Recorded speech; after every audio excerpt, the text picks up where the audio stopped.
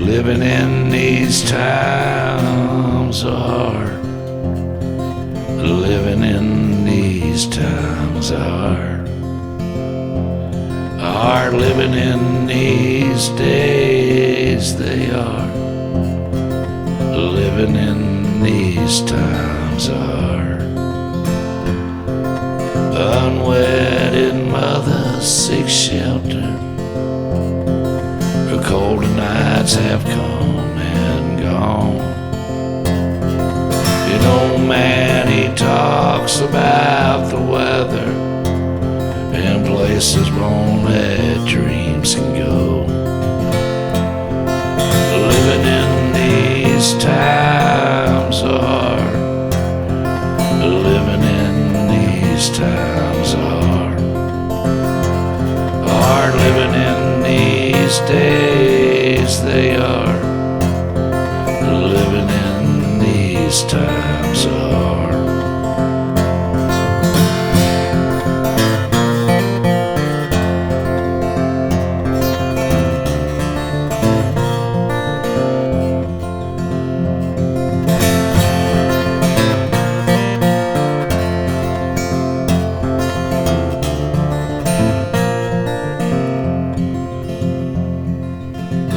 Of our homes no longer protect us from the darkness that has fallen over this land.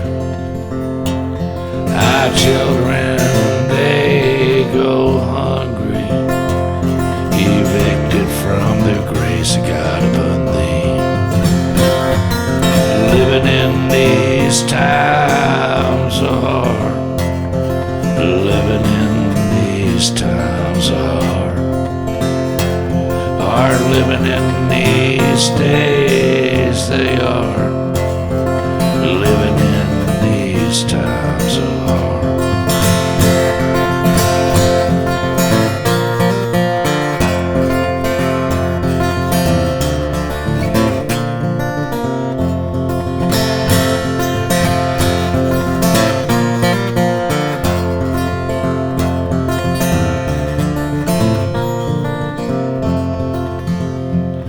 Our leaders are no longer trusted servants. Our voices, they go unheard. We the people gather in the valley, freedom upon the rising of the moon. Living in these times are hard. Living in these times are hard. Living in these days, they are. Living in these times are.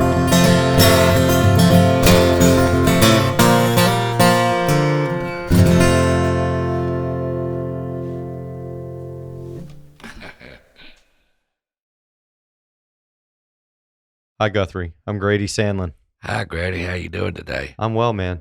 Thanks for being here. No, thanks for having me. Man, well, Quite the setup. Thanks a lot, man. It's all Brian, my producer's thing, and I feel right at home here. I'm glad we're able to sit around and get to know each other a little better. So I know from just chatting with you, you're going to a gig tonight. How much you playing these days? I've been busy past couple of weeks, which has been good because I was off for about 6 weeks. Yeah. So, I mean, I like being gone.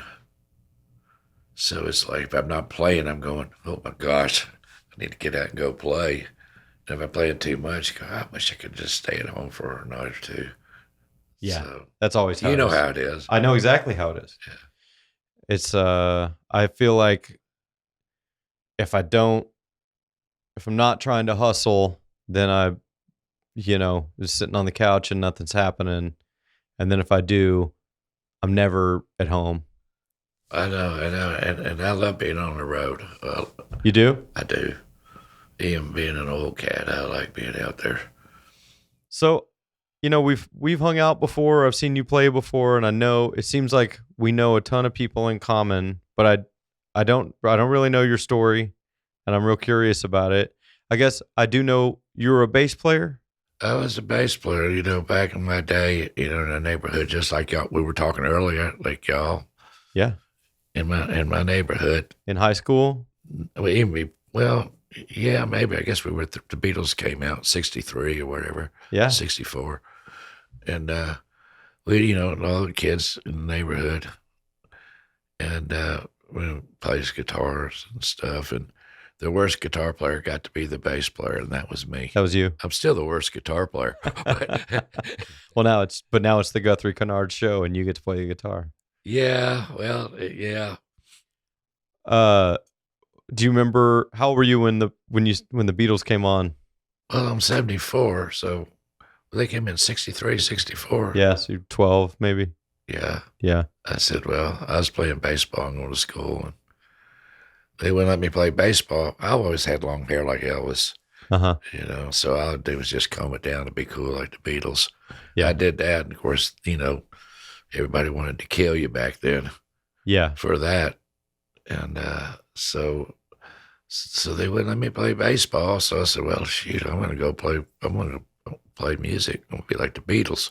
Yeah. But before the Beatles, I was listening to people like Bo Diddley. Of course, my sister was into Elvis, Uh-huh. all the rhythm and blues stuff. That's great stuff. It was great stuff. That's what it sunk my teeth in. Yeah. And yeah, that was a while ago. I'm trying to remember some of it. It's been a minute. Yeah, they say if you remember the '60s, you weren't there, Yeah. type of thing. Yeah. I remember them quite well. So, I mean, yeah, that seems like just changed the world. Everybody was going to, all of a sudden, everyone wanted to be in a band. It seemed like, I don't know, Elvis was a big deal. All the original rock and roll guys were a big deal, but for some reason, I don't know what it was about the Beatles. Maybe it was that it was a group that for some reason everybody saw that and thought, I can do that. That's a good idea. I don't think you don't see Elvis and go, I can do that. He's a handsome guy. Nobody moves like him. That music, probably sounded like just completely new at the time. If you didn't already know rhythm and blues music, if something blasting out your TV like that. So do you think, was it like that? They make it approachable or something, or is it a group of guys, something you could do with your friends? Yeah, I mean, it was a deal where they were just so cool. I mean, of course you've never seen anything like that. It was a first. Yeah. I mean, it was slick back hair, all the rednecks and stuff. And but when the Beatles came along, they were just like, oh, where you go, yeah, I dig that. And, being from England, another thing. But they were really, really good for the time as well. It was four guys playing their instruments and not one guy being backed up by everybody, like you was talking about Elvis. Yeah. So, yeah, it was a camaraderie, I think, as well. Yeah, something we could do together. You don't got to be the front guy. You can play the bass or you can play the drums, but it's still something we're all doing. And cool. And then back then we'd make up our own songs because we weren't good enough to play anybody else's. Still not too good, but at the same time, When did you start writing yourself? Back probably around, well, it's before 69. Yeah, before 69. I can't remember exactly. Yeah. Stuff. But yeah, I always been leaning towards that because it's like I don't have the best ear, to learn other people's music. Mm-hmm. And so when I would try to do something, I would still try to learn to play guitar or bass or whatever. I would sit there and I'd go, well, I can't play like the guy that's playing on the record. So I'll just butcher it and make my own thing up. Mm-hmm. And that's kind of how I started writing because I couldn't get what they were doing. Was it a rock and roll thing when you first started doing it, or was it a folk thing? Well, yeah, it was more rock and roll. It's kind of a bluesy rock and roll even back then. Yeah. A lot of old soul stuff too, as well. I tried when I was about 15. I moved, left home, and went down to Newport News and Hampton, and there was a place I was playing in this band. Everybody was older than I was, and so we opened for a lot of people like Sam and Dave and Junior Walker and all those cats like that. And then and then we got a gig in New York City. I had never been up north. Hampton, Virginia? In Hampton, Virginia. Okay. Newport News and Norfolk and stuff. But I got in this band and we got a gig up at the Peppermint Lounge up in New York, 42nd, 45th Broadway. Heard of that place? Yeah, it was famous. Yeah, legendary R&B club, right? Yeah, I mean, Joey Doon, the Starlighters, I think Neil Diamond, the Young Rascals were there stuff. I think we started like at 5:30 in the afternoon, played till 3 in the morning or something back then. but yeah, it was like, and then of course Jimi Hendrix was up there, and the Doors were playing at Fillmore East, and the scene, and it was just really a cool deal coming from the South. I've never seen buildings that tall. Right. I've never seen a hooker in my life, and I went, so I went, yeah, I kind of like it up here. Yeah. Is this heaven? I know. I was so young, I had to paint a little mustache on so they wouldn't, kick Would let me you out. in. Yeah, I think I was older than what I was. And that was with a band? That was with a band. It was a band, one of the first bands I played in. It's called The Young Sound. The Young Sound? Yeah, with Donnie Nix, Bernard Lee, Bradermeyer, John Bennett, and myself. You playing bass? I was playing bass. Okay. So they kind of taught me, a lot about, and trying to cover stuff. And then, but I'd write with them as well. Okay. Would you sing? No, I've never been a singer. I'm not even much of one right now. I just kind of get away with it. Uh-huh. I kind of figured out this little thing that I got, and it kind of works. Yeah. And so I get away with it. So yeah, it sounds good, man. Well, you're very kind. It's gravelly, but I think that's kind of it fits the sound. Like, thank you. It took me a minute to figure that out because it was like, I could never sing like the Beatles or Elvis or any of those cats like that. The closest I could come to something would be to like Bob Dylan or in that type of, vocal thing. Dylan's I'm a freak for that. Like, what was, do you remember when you first heard Dylan? Was it Like a Rolling Stone? Was it one of the tunes before that? I was playing with those same guys and they had a jazz saxophone player. Name was Wayne. Had like a 49 Ford or something we would drive around in. And he turned me on to the Bob Dylan's albums back in the day. It was to his folk albums. Yeah. And they were just great. And then, of course, when he came out with, like a Rolling Stone, since we were, kids out on the streets and stuff, you could really relate to what Bob Dylan was saying. Yeah. It feels like, again, like Elvis changed the world or whatever. And it seems like the Beatles did too. And I think Bob did too. It's weird to think about because I do like so much of his stuff and everyone will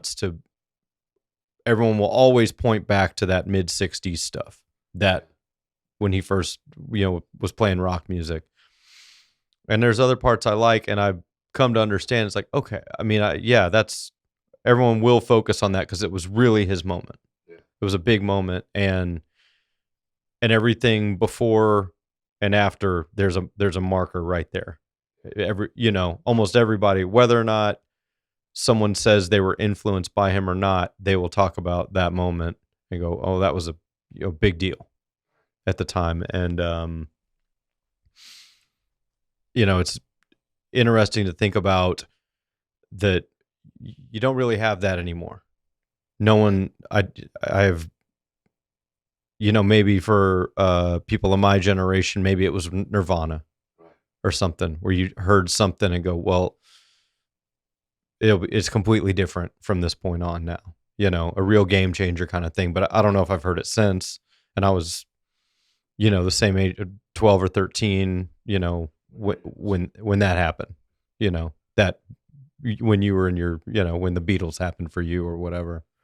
Yeah, because I think, I mean, all the '50s stuff, because, being my age, what my grandmother listened to, and then my dad, all the war stuff, music, Mm-hmm. and then my sister, and then, like I said, the Elvis Presley rock and roll type of stuff. And then, Beatles came along. But then when Dylan hit, I just went, this is the real deal because I think everything prior to that was, like I want to hold your hand and all everything, just lovey dovey stuff Mm-hmm. type thing. And then when Bob Dylan came out with that, his record like that, going, yeah, through a bum of dime in your prime, blah, blah, blah.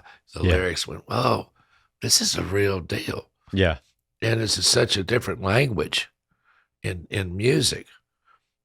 And I just thought that was just cooler than hell.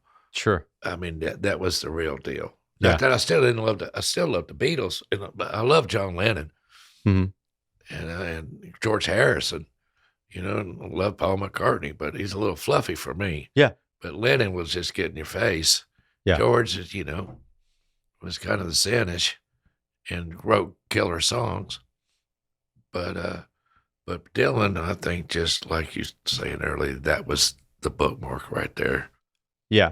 He And I set think the bar right. Woo. there's a thing I guess I heard recently. Bob was on Dylan was on a road trip going out west. I think he was going to play a gig maybe in San Francisco, and took some friends on kind of a Kerouac-esque road trip out there. And there was, whoever was on the trip with him was saying, "Oh man, we heard I Want to Hold Your Hand." That was when the Beatles were in New York. They were on Right. this trip, but they heard "I Want to Hold Your Hand," and that they said he was immediately like, "Whoa, whoa, whoa, what the fuck was that?" Yeah.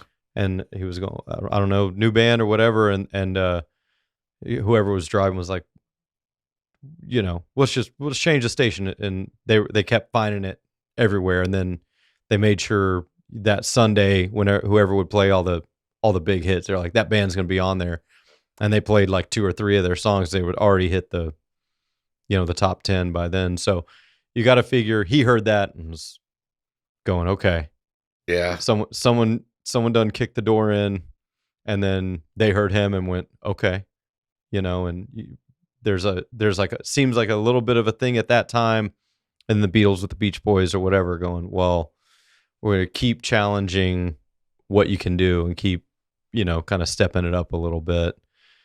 Yeah. I think the Beatles just had such an original sound.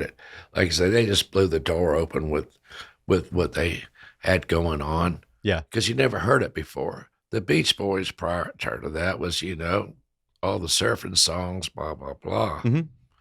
And they were okay. It was a little fluffy for me. Right. But it's like, like when Stevie Winwood came out Mm-hmm. with Spencer Davis, with that organ and stuff. Yeah. Damn, are you going, you don't know if that cat's white or black.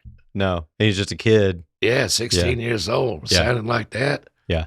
And that was the thing about the 60s, early 60s on. There was so many first. Mm-hmm. First wah wah pedal, first Buzz. first Eric Clapton, going like that, first Jimi Hendrix doing what he does. Yeah. And there was, first Marshall amps, first Ampeg 8x10 or acoustic 360 amps. Just everything was so new. Yeah. And it had such a certain sound to it that everybody today is still trying to achieve that sound Right. that was going on back then. Jeff Beck, like you were saying earlier, I mean, you had Hendrix, Jeff Beck, Eric Clapton, on and on and on. But when you would hear those cats play, you knew who that was. Yeah. Today, I just don't hear that. Right. There's so many great guitar players. I mean, I wish I could had a tenth of the talent those cats have, just shredding it. Yeah. But they all sound the same to me. Yeah, I know. That's just me. that's a whole other thing. I mean, I think I feel like you're hitting on something, because you're right. Everything is first. Everything's so individual. I remember I've been watching, kind of showing my kid and watching, like, I watched Monterey Pop and we watched Woodstock and the bands, Canned Heat, Oh yeah, they were great. and they're on Further, both. yeah. On Monterey, they kind of got short hair. They look kind of collegiate, academic. They're playing their asses off. And then by Woodstock, it's only a couple years later, but they look like some heavy cats, and they look like they look like they haven't tripping. yeah, yeah, and they look like they haven't had a bath since Monterey Pop or something, and they're just killing it. It's like heavier and it's darker and there's a lot going on, and the lineups are cool too. You're seeing all this different kind of stuff. What's when you're in a band at that time and the things are moving that quickly, what's that mean for you guys? Are you just going, well, we need to kind of stay focused here, or as things are changing, are you trying to change with them? Like, how do you navigate that in those times? Well, first of all, I was still learning how to play. I still am learning how to play. But back then, it was so, the band that the Young Sound in, we were doing, cover material. But I was learning how to play through that and to grow. And where I was going, I'm old, so I lose my train of thought here. But it's, where was I going? Shoot, I was asking about navigating your way. Oh, as things are changing so fast. What's your approach? Well, I've always tried to play with people that were their own artist. And so back then, it's not like today, you got all the computers and stuff. Everybody really worked on trying to be really good at what they did, and writing music in the bands and stuff, because the only way to really get anywhere was to get a record deal. Yeah. And so now, whether you got one or not, most, I've had a couple of them, but as a bass player, playing with the people I was playing with. But most of the time that didn't happen, but you got real good at what you were doing. And if you got lucky, somebody, especially if you were in a smaller town or wherever you went to New York or wherever it was happening, it would be a little different. But you got real good with those artists because that's the only way you could get noticed. Yeah. Just be the best. Yeah. Yeah. That you could be. And I'm not saying we were the best. Oh, yeah. Sometimes we thought we were, and we sounded like hell, like no wonder our parents said, oh, get a real job. Yeah, quit wasting your time with all this. I know. And you still haven't. No, I've still been doing away. Yeah. And I get by. I've had my days in the sun. Yeah. Yeah, I'm so grateful to be 74 years old and still do what I'm doing now. Yeah. So most of the people we know in common are, closer to my are closer to my age. I'm 45. Oh, that y'all both 45. Yeah. So a lot of it's a good year. Oh yeah. I'm enjoying it. But yeah, what's it mean to you that you are still hanging around with younger guys and they're interested in what you're doing, they want to play, and how do you go about getting that together? Or people approach you, do you ask them? Well, it's like Ryan. He's one of my favorite guitar players, Ryan Tharp. Fantastic. And I've known Ryan for so long, and Jacob Furr, who's unbelievable. Ryan's also a killer singer-songwriter. Yeah. But Jacob Furr is, undoubtedly great singer-songwriter, good guitar player. He plays bass with me when he plays with me. Right. And he's really he was rocking out the other night. I felt like I was his age watching Jacob play. And I think I'm just really blessed, and they've kind of, because they really don't know anybody as old as I am.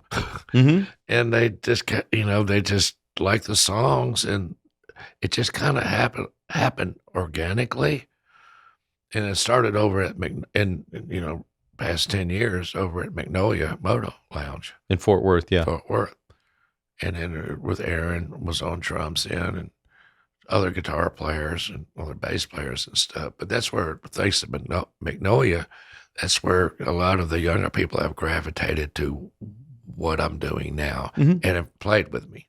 That's where I saw you. Yeah, and I just love those kids.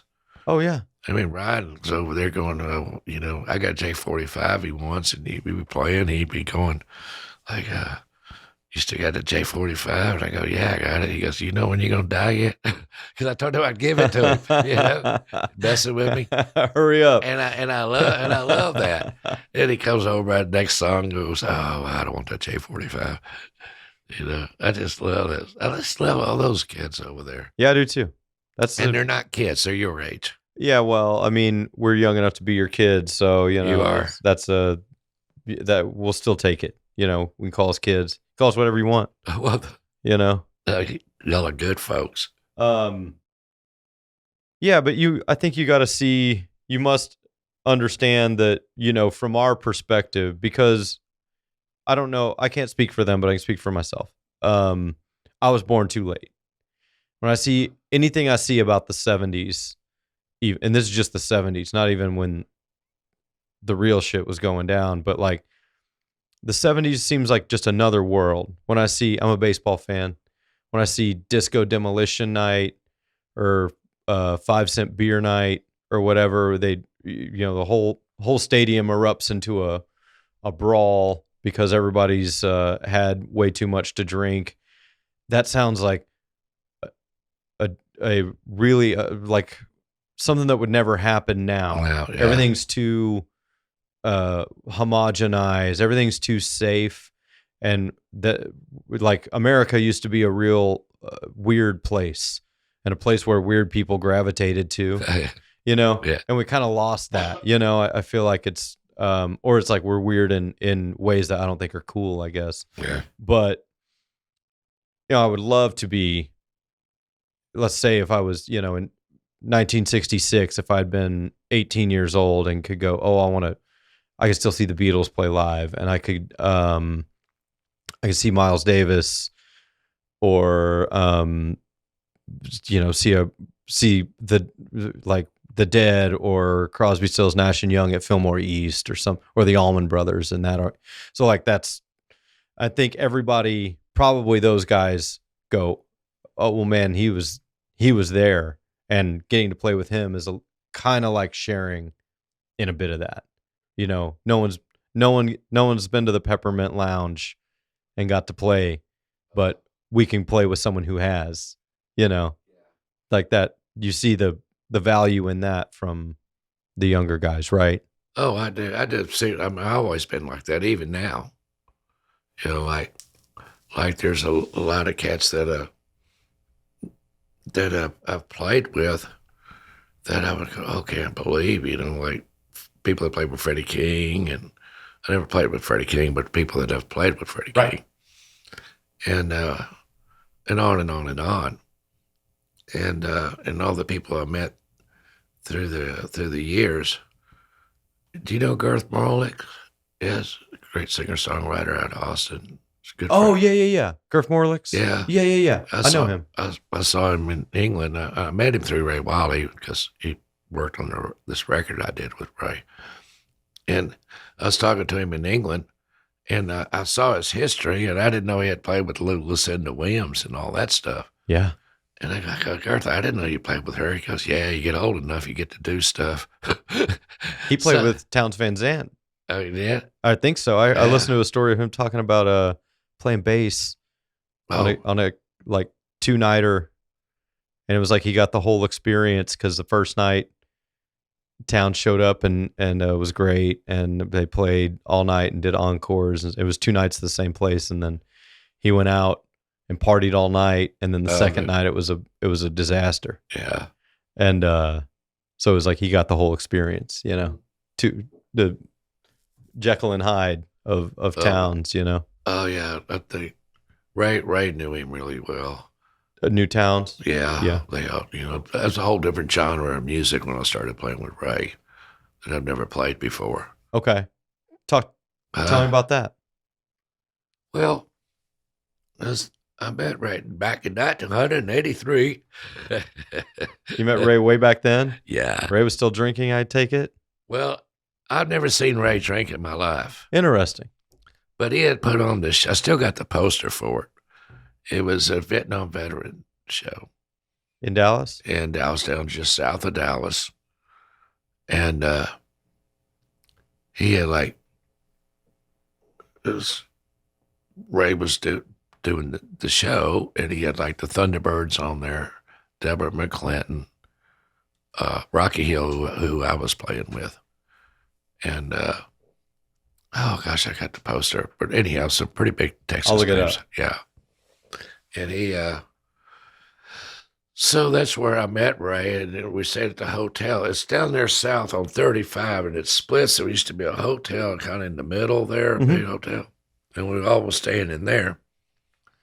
And so Buck Henderson was there. And he was walking through the lobby, and he goes, hey, he didn't know my name. I said, hey, Ray, I'm Guthrie, but I'm playing with Rocky. He said, oh, cool. He says, we got a poker game going on upstairs. You want to go? I said, I ain't playing with you cowboys. You'd be taking what money I don't already have, type of thing. Well, You knew better. I know. I did know better. But he saw fresh meat, didn't he? Oh, he did. And I go, I don't. So later on in the years went by, I forgot what year. Ray's been, I guess I've known him for maybe 34. He talks about his sobriety, and I don't know how many years it's been. 38 years, maybe? Maybe, yeah. It's been that long. Okay, yeah. And he had just got out of rehab. And there was Eugene's Guitars over in Oak Cliff, Texas. Okay. And he was coming out of there, and he had just gotten out. And he was coming out. As I was going in, I said, Ray, he looked at me like, who are you? I go, oh, I'm Guthrie. I met you at the show you put on. I was playing with Rocky Hill. And then we talked for a second. Oh, cool. And he said, what do you play? I said, I play bass. I hold a bass. He goes, well, I need a bass player this weekend at Port Davis down there on Greenville Avenue. And that's how I started playing with Ray. Oh, okay. But I couldn't tell you, what song other than Redneck Mother. Right. I couldn't tell you what songs you did. Several people I played with was like that. And then anyhow, we became dear friends. Mm-hmm. And he's been so good to me. He produced a record for you, right? 2 of them. 2 of them? Yeah. And okay, man, if I'm, being totally transparent, if I'm trying to find out stuff about you, it says Ray produced your debut album.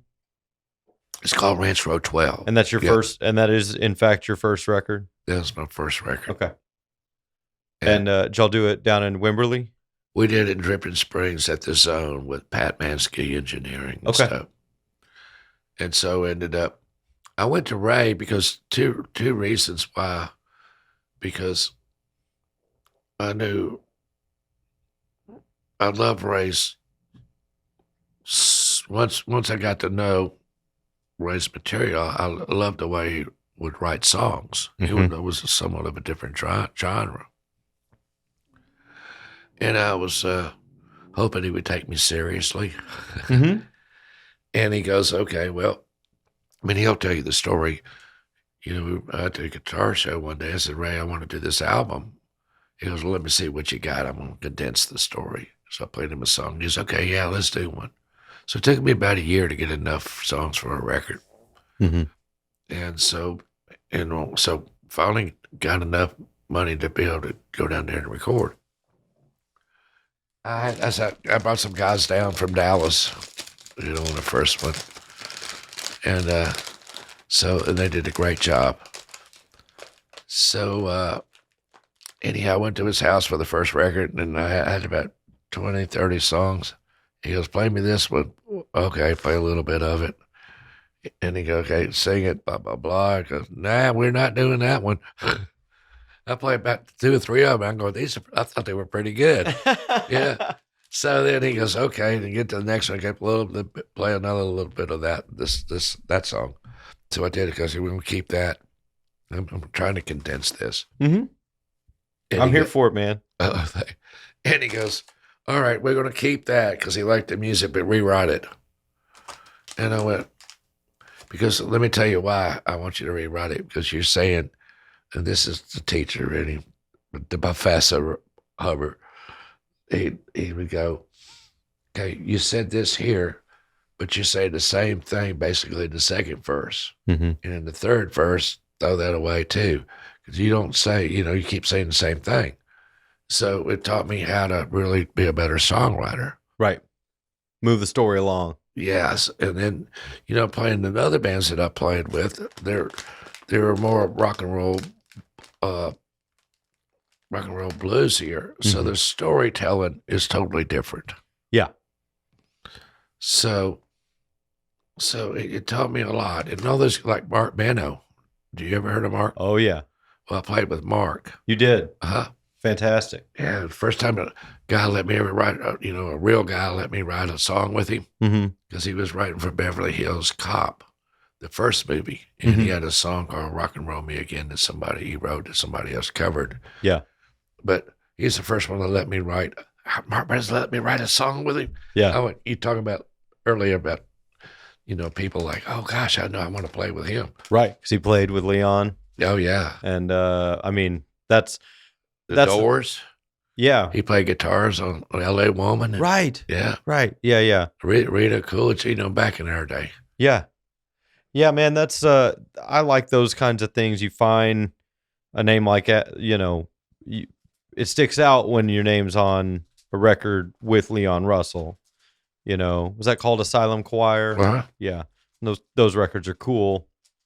And then the more you learn about Leon or JJ or even any of those Okies living out in LA, then Mark's name will come up. Yeah. And then so your stuff. I mean, I'm trying. I'm a student, man. I'm trying to figure it all out, put it all together. That's like part of what this is like I want to hear these stories, and try to put them all together for myself. The best, I'll listen to anything. I'll read anything. I want like one piece of new information. If I walk away, if I watch something on a documentary on an artist that I like, and I already knew everything, when it's done, it doesn't matter how good it was, is a piece of shit to me, because if I didn't learn anything new, then it was worthless, So I'm all trying to put it all together. And, Leon has this great line through all kinds of music. And same with, say, James Burton or something like that, where, he just bounces in a few different things. And it's like, you imagine like a pinball just hitting a few different things on its way. And it's like, man, those are big things. Ricky Nelson's a big deal. I saw Ricky Nelson play in a parking lot. In a parking lot? Yeah. Where at?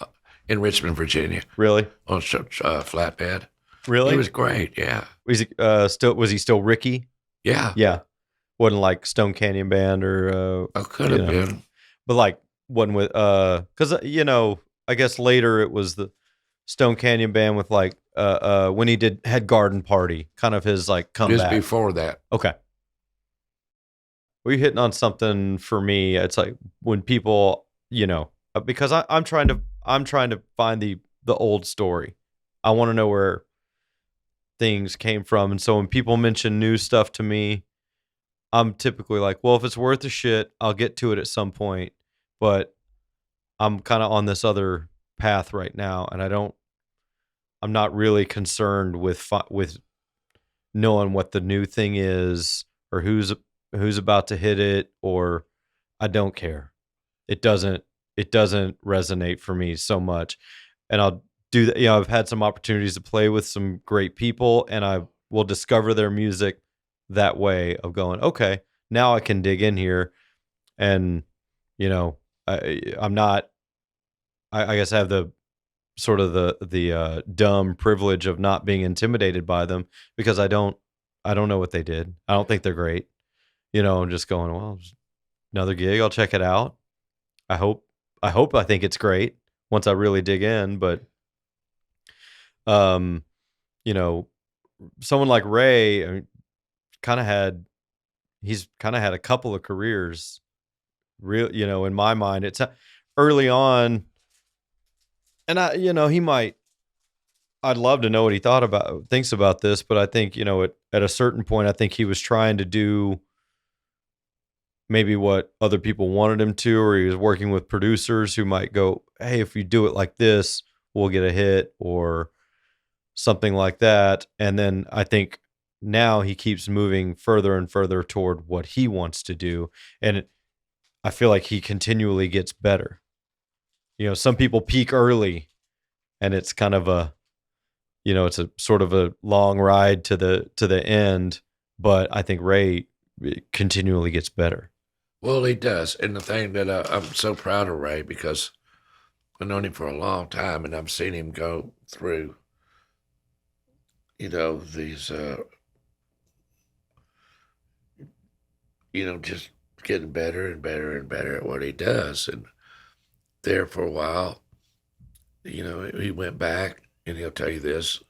He went back, took guitar lessons, and then, found he loves the blues. Mm-hmm. He loves Lightning Hopkins and all those guys.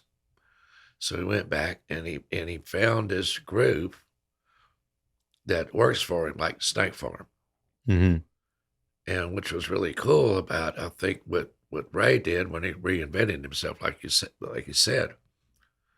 He found that group, but he didn't try to sing like those old guys. He just was singing like Ray Wylie sings. Yeah. That's the difference between listening to some of those, the blues guys today, young blues guys, or even back when I was growing up, they would always try to sound like old blues black dudes. And they go, dude, it didn't work, you know?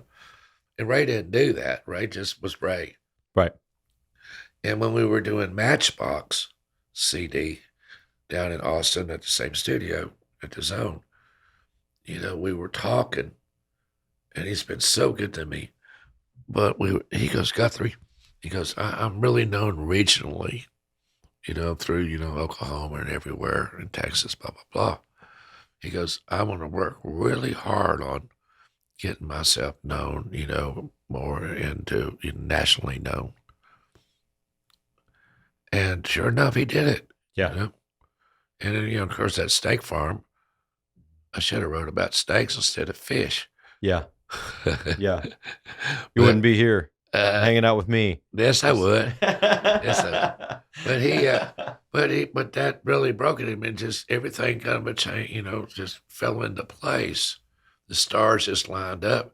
The people, we got to Ringo, people, Joe Walsh, yeah, and all those cats, and from there just kept building and building, and on national television. And he achieved that. Of course, he has Judy, working that machine as well. Yeah. And, I just love both of them. And, of course, Lucas, I've known him when he's he's still in his mama's stomach. Yeah. And he's a killer. He is. He's a good kid, too. Yeah. So you've watched that evolution of Ray. And a lot of people go, oh, I used to get, you look, of course, Ray and I kind of look alike. White hair, white beard. Yeah. It's the old guys with some hair left. And then, of course, the sound. But because I come from a blues thing, kind of a blues rock thing, and Ray's coming in, he's doing, got that sound he's got now. And when I asked him to produce it, of course, he's going to have his fingerprints on it. Mm-hmm. Do I want to be Ray Wylie? No. I don't want to have to kiss babies and shake hands that much. Yeah. I wish I could, get some good paying gigs like him. Yeah, or even just his collection of guitars. Oh, yeah. Yes, Yeah, I gave him a great resonator. Really? Yeah. Yeah. But no, I'm just so proud of him and he's so nice to everybody. Yeah. And but it took me a long time for people to, boy, it wore me out. I said, damn, Ray, you know, but that's changed a whole lot now. I've had more of my own identity, you know, but it took a minute, you know, it's like, oh gosh, I said, it's like Rocky Hill and Dusty Hill. You know, Dusty Hill's the bass player for ZZ Top. Mhm. Well, his older brother never got to be where his younger brother is. So he'd pull into town and they go, okay, Rocky Hill tonight, brother is ZZ Top. He never got to be his own deal in a lot of people's minds. So I went and I would see that, and Rocky would get a little upset at that. Mm-hmm. And I said, Ray, now I know what it's like to have a famous brother. You know? Yeah, no doubt. Yeah. Everyone sees you and thinks Ray, but hey, there's worse things to be compared to, for sure. Oh no, I love Ray. I mean, I'll take it any day. He's taller. He plays an E. I tune down to D. That's the difference. Yeah, it's a big difference. 2 whole steps. Yeah. Well, man, thanks so much for sitting with me today, coming in, and I'm looking forward to. This was a great honor for me. Well, same here. And you know, I know you a little better than I did when we sat down, and great to hear your stories. And man, keep it rolling, man. I'm glad you're out there doing it. Well, thank you, Grady. Gosh. Yeah, thank you.